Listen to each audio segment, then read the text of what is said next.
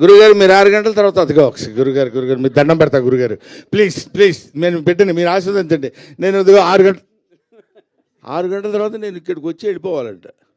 ఏమయ్యా మీ ప్రొడ్యూసర్ కూడా ఒక పిలవలేదు, మీ డైరెక్టర్ ఎవరో తెలియదు నాకు, పోనీ సినిమాలో యాక్ట్ చేయకపోయాను, వాళ్ళు ఎవరన్నా వాళ్ళు కూడా నీ ఇష్టమైతే రా, అది నీ అదృష్టం, లేకపోతే నేనేం చేయగలను, నీ అదృష్టాన్ని పరీక్షించుకుని నువ్వు రాగలిగితే మేము ఆనందిస్తాం అన్నట్టు వాళ్ళిద్దరూ సైలెంట్గా ఊరుకున్నారు, ఈయన ఊరుకున్నారు. నేను ఇక్కడికి వచ్చిన రీజన్ ఏంటంటే ఒక్క విషయం ఈ అందరి తరఫున చెప్పాల్సింది. చిరంజీవి గారు మొన్న నా బ్రహ్మానందం ఆడియో రిలీజ్ ఫంక్షన్కి తన ఇన్విటేషన్ ఎందుకురా నాకు, నేనే వస్తాను అని చెప్పి వచ్చాడు ఆయన.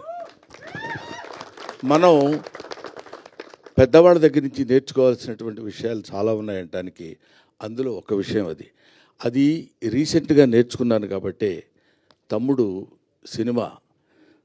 సినిమా కంటే హాస్యనటుడి సినిమా సక్సెస్ కావాలనే కోరికతోటి నేను ఇక్కడికి వచ్చాను.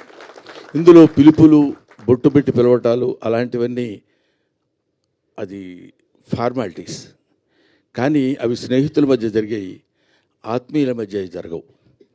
ఆత్మతో కనెక్ట్ అయ్యి సోల్మేట్స్ ఉంటారు చూడండి, వాళ్ళతో ఉండదు. ముఖ్యంగా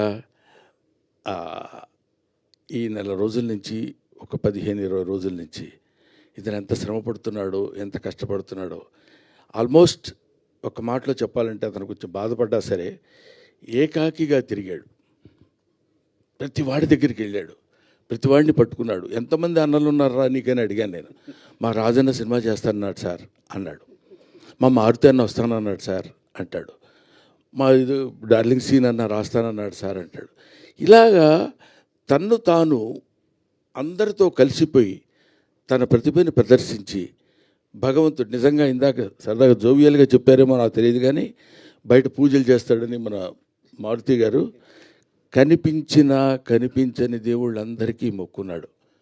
ఎందుకంటే ఈ సినిమా సక్సెస్ అయ్యి నన్ను ఆశీర్వదిస్తే సినిమాని నమ్ముకొని వచ్చినందుకు నేను హాయిగా 4 మెతుకులు తిని బతుకుతానన్నా, అందుకని అడుగుతున్నానన్నా. ఇది అతను నాతో చెప్పిన మాట. ఈ మాట నేను మీతో పంచుకోవాలి.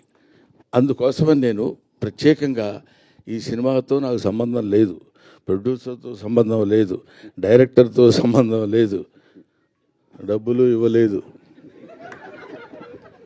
అయినా సరే నేను ఒక హాస్యనటుడు ఎప్పుడు ఒంటరి అవ్వకూడదు. ఎవరైనా ఒంటరిగా ఉండొచ్చు. ఎందుకంటే అండి ఒక చిన్న మాట చెప్పాలి.